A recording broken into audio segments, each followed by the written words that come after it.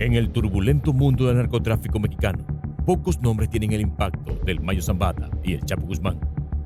Su relación, que alguna vez fue la envidia de muchos, es una mezcla de respeto y estrategia.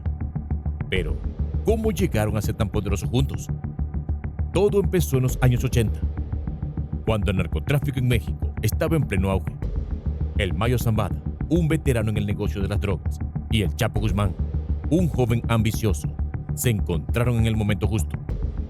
Juntos empezaron a construir un imperio que combinaría la astucia y el carisma del Chapo con la experiencia y la estrategia del Mayo. El Chapo se convirtió en el rostro visible del cártel de Sinaloa, mientras que el Mayo operaba en las sombras, consolidando el control y manejando los hilos de su imperio. Su alianza les permitió dominar el tráfico de drogas y expandir su influencia de una manera que pocos podrían haber imaginado. Fue una asociación que se basó en la confianza mutua y en una visión compartida del poder. Ismael Zambada García, conocido como el Mayo Zambada, creció en una familia humilde en el norte de México. Desde joven mostró un talento especial para los negocios, pero en lugar de seguir un camino tradicional, se sumergió en el mundo del narcotráfico. Su habilidad para operar discretamente y su mente estratégica lo llevaron a convertirse en uno de los líderes más importantes del cártel de Sinaloa. El Mayo siempre fue conocido por su bajo perfil y su habilidad para evadir a las autoridades. A diferencia de otros narcotraficantes que buscan fama y atención, él siempre prefirió mantenerse en las sombras, incluso hasta el mismo momento de su detención, manejando su imperio con cuidado y astucia. Su vida es un ejemplo de cómo el poder puede mantenerse sin necesidad de protagonismo. La relación entre el Mayo Zambada y el Chapo Guzmán no solo se cimentó en la esfera del narcotráfico, sino que también se extendió a un ámbito más personal y familiar. A lo largo de los años, construyeron una conexión que iba más allá de los negocios, convirtiéndose en casi como hermanos dentro de este mundo oscuro. En los años 80 y 90, mientras el imperio del cártel de Sinaloa se expandía a pasos agigantados, la relación entre el Mayo y el Chapo se convirtió en un ejemplo de colaboración estratégica. Compartían no solo información y rutas de tráfico, sino también una visión común: dominar el mercado de las drogas y expandir su influencia a nivel internacional. Esta asociación no era meramente funcional, tenía una dimensión profundamente personal que se reflejaba en la forma en que manejaban sus vidas y sus familias. Una de las facetas más destacadas de su relación fue cómo entrelazaron sus familias. En una mezcla de lealtad y respeto, el Mayo y el Chapo se convirtieron en padrinos de los hijos del otro. Esta práctica no solo fortaleció su alianza, sino que también estableció una red de lealtad que iba más allá de los acuerdos comerciales. El concepto de padrinazgo en el contexto del narcotráfico es más que una tradición. Es una forma de asegurar que la lealtad y la confianza se mantengan dentro de la familia extendida. El Chapo, conocido por su habilidad para atraer la atención y su estilo de vida opulento, hizo de sus hijos una parte importante de su imperio. Su hijo, Iván Archibaldo Guzmán, conocido como el Chapito, fue criado en un entorno donde la lealtad a la familia y al negocio era crucial. El Mayo, por su parte, mantuvo una imagen más reservada, pero también incluyó a sus hijos en el mundo del narcotráfico, asegurando que la próxima generación estuviera preparada para continuar el legado. A nivel económico, la colaboración entre el Mayo y el Chapo fue una máquina bien engrasada. Cada uno aportaba sus fortalezas únicas al imperio. El Chapo, con su carisma y su habilidad para atraer aliados y recursos, manejaba gran parte de la operación visible y los contactos internacionales. Mientras tanto, el Mayo, con su mente estratégica y su capacidad para mantener el control en las sombras, aseguraba que las operaciones internas y las rutas de tráfico estuvieran perfectamente alineadas. Juntos compartieron uno de los imperios más grandes del narcotráfico mexicano. Su capacidad para colaborar de manera tan efectiva les permitió dominar el mercado y mantenerse un paso adelante de las autoridades y de sus competidores. Era una relación basada en la confianza mutua y en un entendimiento profundo de cómo el poder y la influencia se entrelazan. La relación entre el Mayo y el Chapo no fue simplemente un acuerdo de negocios. Fue una alianza compleja que involucraba a la familia, la lealtad y un inmenso poder. En un mundo donde las traiciones y las rivalidades pueden surgir en cualquier momento, su capacidad para mantener una colaboración tan duradera es un testimonio de la fortaleza de su vínculo. En opinión de muchos expertos, la clave de su éxito fue precisamente esta combinación de lo personal con lo profesional. Mientras que otros narcotraficantes caían en la trampa de la rivalidad y la desconfianza, el Mayo y el Chapo supieron balancear sus relaciones familiares con sus estrategias empresariales, creando un imperio que en su momento parece imparable. Esta relación, aunque envuelta en el secreto y la oscuridad del narcotráfico, refleja cómo las alianzas personales pueden fortalecer y solidificar imperios en cualquier ámbito, incluso en el más turbulento de los mundos. Después de décadas de una alianza inquebrantable y de la crianza de sus hijos en el turbulento mundo del narcotráfico, la relación entre el Mayo Zambada y el Chapo Guzmán empezó a desmoronarse de manera inesperada. Los hijos, que habían crecido bajo el mismo imperio criminal, estaban ahora en el centro de un conflicto interno que sacudió los cimientos del cártel de Sinaloa. La guerra interna en el cártel comenzó con fricciones menores, pero pronto escaló a enfrentamientos violentos. La desconfianza y la ambición crecían entre los miembros del cártel y las facciones comenzaron a luchar por el control. En medio de este caos se produjo una traición que cambiaría el rumbo de la historia. Joaquín Guzmán López, en un giro sorprendente, decidió entregar al Mayo Zambada a las autoridades estadounidenses. La traición no fue producto de una simple disputa, era una movida calculada para proteger su posición y asegurar su poder en una situación cada vez más peligrosa. El golpe fue devastador. El Mayo, conocido por su mente calculadora y su capacidad para moverse en las sombras, no tardó en reaccionar. La traición del que consideraba un hijo más le había dejado una herida profunda y ahora tenía un solo objetivo en mente: vengarse y demostrar que no se podía jugar con él impunemente. El Mayo sabía que para darle un golpe real al Chapo y a sus hijos, debía atacar donde más le doliera. La decisión fue rápida y brutal: secuestrar a Alejandrina Guzmán, la hija del Chapo. Era la manera más efectiva de infligir dolor y demostrar su poder. El Mayo, con su astucia habitual, comenzó a planear el secuestro con una precisión quirúrgica. Formó un equipo especializado de sus hombres más leales, cada uno con habilidades específicas para asegurar el éxito de la operación. Estos hombres eran expertos en moverse sin ser detectados, manejar situaciones de alta tensión y, sobre todo, en mantener la discreción. La planificación incluyó desde la vigilancia minuciosa de los movimientos de Alejandrina hasta la elección del lugar y el momento perfecto del secuestro. La ejecución del plan. La noche del secuestro, el equipo del Mayo estaba listo. Habían estudiado cada detalle y se habían preparado para lo inesperado. Alejandrina Guzmán, ajena al peligro que se cernía sobre ella, fue capturada cuando regresaba a su hogar.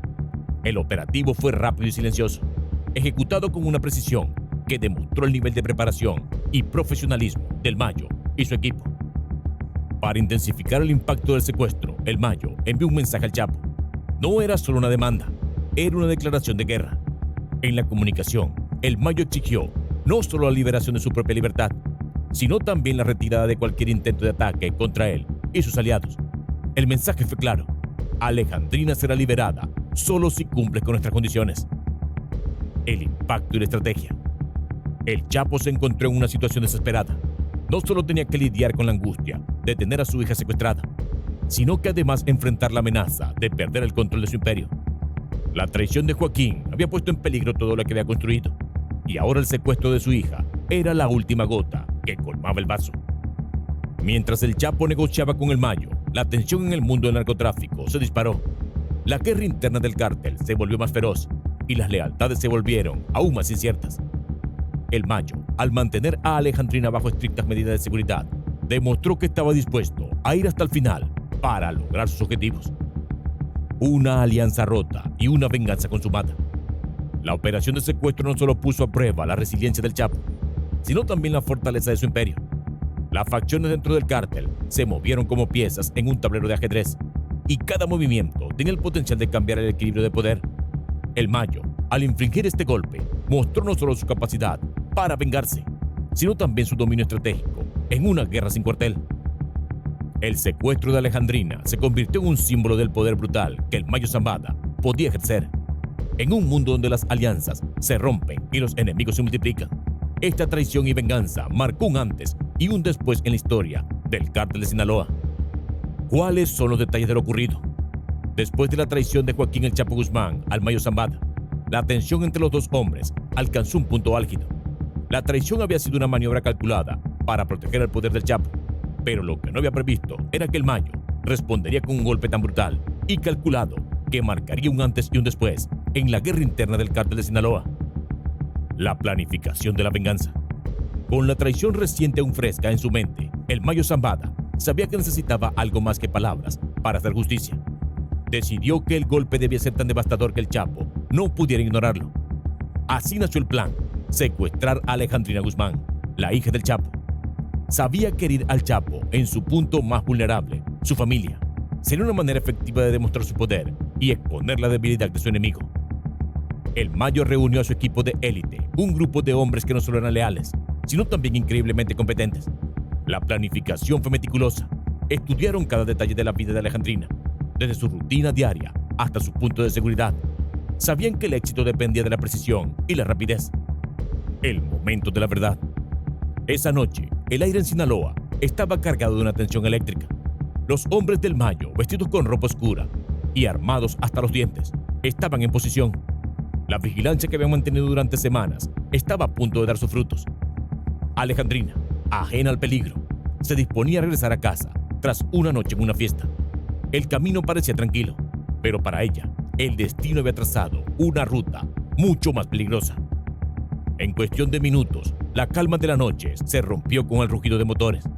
El equipo del Mayo bloqueó el camino de Alejandrina, rodeando su vehículo con precisión quirúrgica. Los guardaespaldas, sorprendidos y superados en número, intentaron resistir, pero el ataque fue tan repentino que no tuvieron oportunidad. Alejandrina fue extraída de su coche en un movimiento rápido y bien coordinado. El Mayo y su equipo se movieron con la eficiencia de una maquinaria bien engrasada, y antes de que el caos pudiera extenderse, ya estaban en camino hacia un escondite cuidadosamente planeado. El mensaje del Chapo. Con Alejandrina bajo su control, el Mayo no perdió tiempo en enviar un mensaje directo al Chapo. En lugar de simplemente exigir un rescate, el mensaje era una declaración de guerra. Tienes a tu hija, cumple nuestras demandas o enfrentarás las consecuencias. La lista de demandas no solo incluye la liberación del Mayo Zambada, sino también la eliminación de cualquier intento de represalia contra él y sus aliados. El Chapo, atormentado y desesperado, se encontraba ahora en una encrucijada. Tenía que lidiar con el dolor de tener a su hija en manos de su enemigo y enfrentar la presión de una situación que amenazaba con desmoronar su imperio. La guerra interna del cártel se intensificaba y las decisiones que tomara en las próximas horas podrían determinar el futuro de su control sobre el cártel de Sinaloa. La estrategia y el juego de poder. Mientras el Chapo trataba de negociar, el Mayo mantenía a Alejandrina en un lugar de alta seguridad, lejos de cualquier intento de rescate. El secuestro no solo había causado un golpe emocional profundo, sino que también había demostrado el alcance y la determinación del Mayo para mantener su posición y vengarse de la traición. La situación se volvió un juego de poder brutal. El Mayo no solo quería infligir dolor, quería asegurarse de que su mensaje fuera claro y contundente. Cada movimiento y cada decisión se jugaba en una partida de ajedrez, en la que el objetivo final era recuperar su libertad y demostrar que no se podía desafiar impunemente. En esta guerra de titanes, el secuestro de Alejandrina no solo agudizó las tensiones internas, sino que también dejó una marca indeleble en el mundo del narcotráfico. El Mayo había demostrado que estaba dispuesto a cruzar cualquier línea para conseguir lo que quería. Y el Chapo, ahora con el corazón en la cuerda floja, tenía que enfrentarse a la realidad de que el costo de la traición era más alto de lo que había imaginado. La búsqueda de poder y beneficios lleva a los delincuentes a realizar actos que van mucho más allá de la imaginación. La ambición desmedida y el deseo de controlar territorios y recursos a menudo empujan a estos individuos a cruzar fronteras éticas, legales y humanas. Veamos hasta dónde son capaces de llegar para mantener su poder y obtener lo que desean. Número 1. Traiciones internas y juegos de poder. En el centro del crimen organizado, las traiciones no son solo comunes, son una herramienta estratégica. Los líderes de los carteles y las organizaciones criminales no dudan en traicionar a sus aliados más cercanos si eso significa asegurar su propia posición. La traición puede implicar desde entregar a un socio a las autoridades hasta ejecutar a miembros de la misma organización. La lealtad se compra y se vende, y la traición es simplemente otro movimiento en el juego de poder. Número 2. Secuestros y chantajes. El secuestro es una herramienta temida y eficaz en el arsenal de estos delincuentes. Secuestrar a familiares de rivales o incluso a miembros de sus propias organizaciones permite a los criminales manipular y chantajear a otros para obtener lo que quieren. La violencia y el miedo se utilizan para conseguir rescates millonarios o para intimidar a los enemigos y forzarlos a cumplir demandas. La capacidad para llevar a cabo tales actos demuestra el nivel de desesperación y determinación en el mundo del crimen. Número 3. Corrupción y manipulación. La corrupción es otra táctica clave. Los delincuentes a menudo infiltran instituciones gubernamentales y cuerpos de seguridad para asegurarse de que sus operaciones sigan funcionando sin obstáculos. Sobornos, chantajes y manipulación de políticos y oficiales permite a estos grupos operar con un grado de impunidad sorprendente. La corrupción no solo asegura que las operaciones continúen, sino que también proporcionan una red de protección que puede ser crucial para el éxito a largo plazo. Número 4. Violencia desmedida. La violencia es una herramienta que se usa para enviar mensajes y establecer el dominio. Desde enfrentamientos armados hasta ejecuciones públicas, los delincuentes utilizan la violencia para infundir miedo y mantener el control. Este tipo de violencia no solo sirve para eliminar a los rivales, sino también para intimidar a los demás y consolidar el poder dentro de las regiones que controlan. Número 5. Manipulación del mercado. Los líderes criminales a menudo tienen un control sorprendente sobre mercados ilícitos, desde la producción de drogas hasta el tráfico de armas. Manipulan precios y distribuyen recursos para maximizar sus ganancias y debilitar a sus competidores.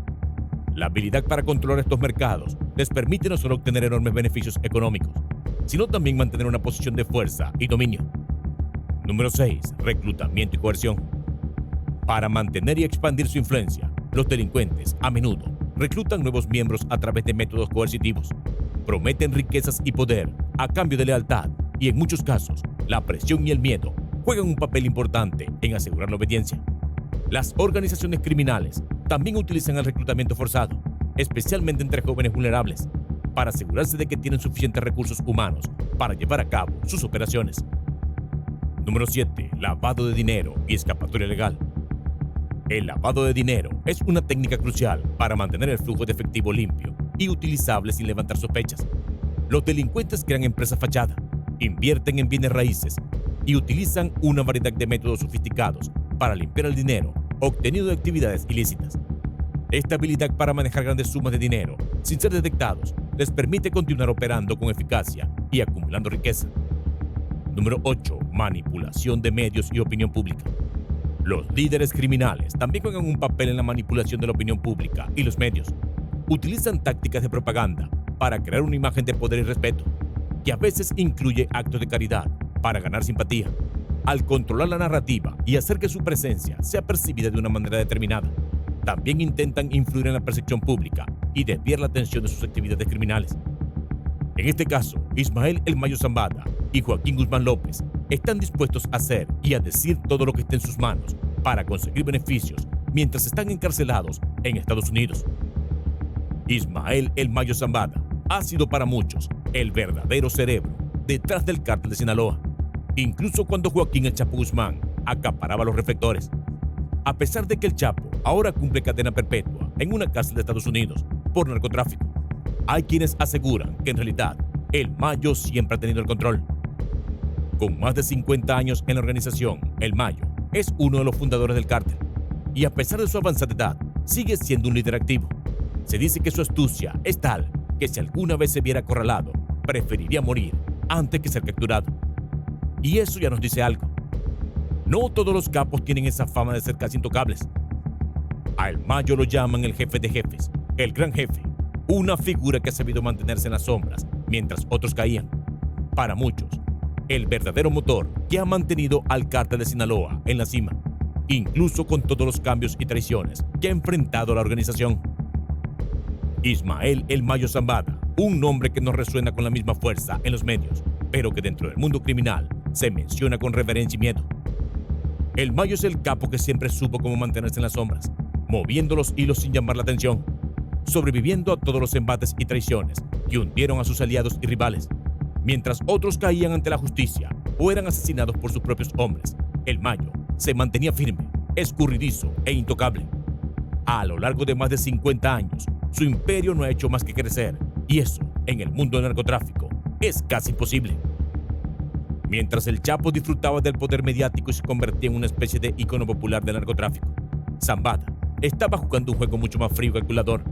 Sabía que la atención era peligrosa, que ser el hombre del momento no te convierte en el hombre eterno. Esa es una de las razones por las que El Mayo ha sido capaz de mantenerse tanto tiempo en la cima. su habilidad para evitar los focos y hacer que otros se lleven el peso de la fama y con ello de las consecuencias. Pero ni siquiera el más calculador de los líderes está exento de la traición. Tras la caída del Chapo y el crecimiento de sus hijos, una guerra interna comenzó a desgarrar el cártel de Sinaloa. Con las facciones divididas y las tensiones al máximo, la traición fue inevitable. El poder ya no era compartido de manera tan amigable como en los primeros días, cuando el Chapo y el Mayo trabajaban juntos como dos titanes del narcotráfico, compartiendo uno de los imperios más grandes y poderosos de México. Las cosas cambiaron cuando Joaquín Guzmán López, uno de los hijos del Chapo, decidió actuar por su cuenta. Algunos lo llaman traición, otros lo ven como un movimiento de supervivencia, pero la realidad es que Joaquín, en un intento de asegurar su posición y la de su familia, filtró información clave que llevó a las autoridades a estar más cerca que nunca del Mayo. El Mayo, conocido por su paciencia y su sangre fría, no podía dejar pasar tal traición. No era solo un asunto de negocios, era personal. Durante años, había tratado a los hijos del Chapo casi como suyos, incluso siendo padrino de alguno de ellos. Pero cuando la sangre se vuelve contra ti, las cosas toman otro matiz.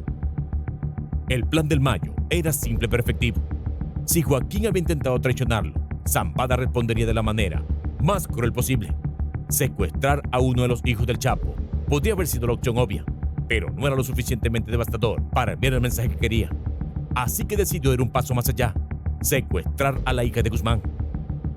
Este tipo de actos no es algo nuevo en el mundo del narcotráfico, donde la violencia y las amenazas personales son herramientas de negociación. Pero este secuestro tiene un significado mucho más profundo. No se trataba solo de una guerra por el control del cártel, era una declaración de poder.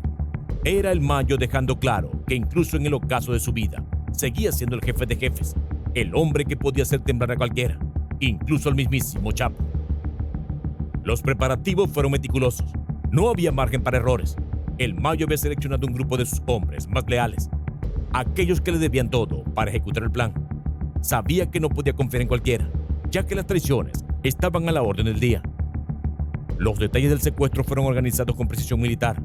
La hija del Chapo, protegida por un pequeño ejército de guardaespaldas, no era un objetivo fácil, pero el Mayo siempre fue un hombre de paciencia y estrategia. Esperaron el momento perfecto, una fiesta de cumpleaños familiar en una de las propiedades del cártel. Los hombres de Zambada irrumpieron en la escena con una velocidad y precisión que dejaron a los presentes completamente sorprendidos. No hubo un disparo, no hubo un tiempo para reaccionar. En cuestión de minutos, la hija del Chapo fue secuestrada y llevada a un lugar desconocido. El mensaje estaba claro: Zambada podía atacar cuando y donde quisiera. La noticia del secuestro llegó rápidamente a oídos de Guzmán, quien desde su celda en Estados Unidos no podía hacer nada para proteger a su hija. Había sufrido traiciones antes, había perdido territorios y aliados, pero nunca había enfrentado un ataque tan personal. Para alguien que siempre había controlado su entorno, el secuestro de su hija fue una prueba de que su poder se estaba desmoronando, de que ya no podía proteger a su propia sangre.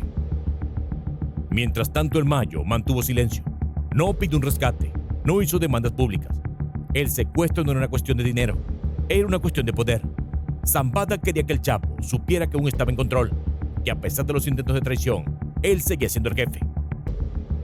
Con el secuestro, el Mayo consolidó aún más su posición como el jefe de jefes, un líder cuyo poder no ha disminuido con el tiempo, sino que se ha reforzado con cada movimiento estratégico.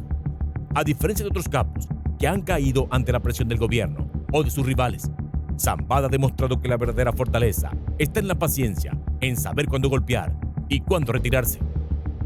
Y es que mientras muchos capos se han ido dejando llevar por la fama y el ego, el Mayo ha jugado un juego mucho más largo y calculado.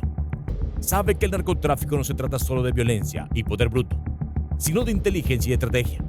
Su capacidad para mantenerse en las sombras, para evitar la notoriedad y manipular a aquellos a su alrededor, es lo que lo ha mantenido libre durante más de 5 décadas. Al final del día, lo que el secuestro de la hija del Chapo deja claro es que en el mundo del crimen organizado no hay reglas, no hay límites. La lealtad es efímera y el poder lo es todo. Y mientras el Mayo sigue en las sombras, libre e intocable, el cártel de Sinaloa seguirá siendo una fuerza imparable en el mundo del narcotráfico. El Chapo podrá ser el nombre que todos recuerdan, pero Ismael Zambada es y siempre será el verdadero rey en este juego. El hombre que pase lo que pase, nunca cae. Nosotros seguiremos por aquí para seguir hablando de estos temas tan controversiales. Coméntanos si quieres que te saludemos en el próximo video.